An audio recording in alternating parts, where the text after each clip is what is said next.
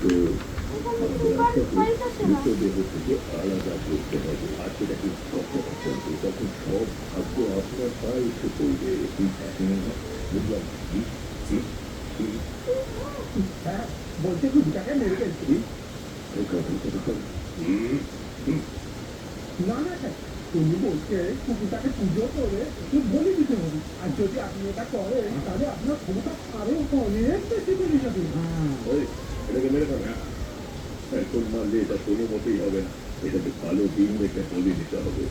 যখন গ্রহ আর সময় সব ঠিক থাকবে যেমন দীপাবলি বা পূর্ণিমা রাতে 9টা থেকে 10:30টার মধ্যে আমরা কুকুরটাকে মারবো আর বড় করে পুজো করবো আর তারপর সব সমস্যার সমাধান হয়ে যাবে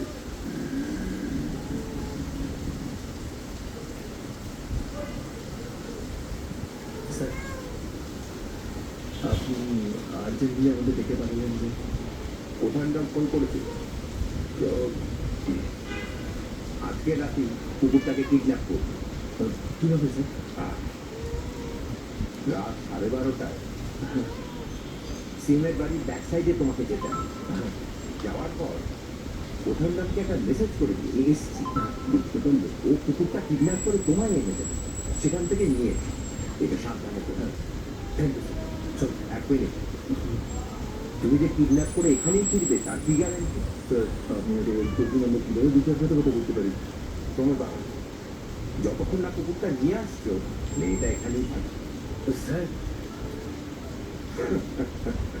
আমি জানতাম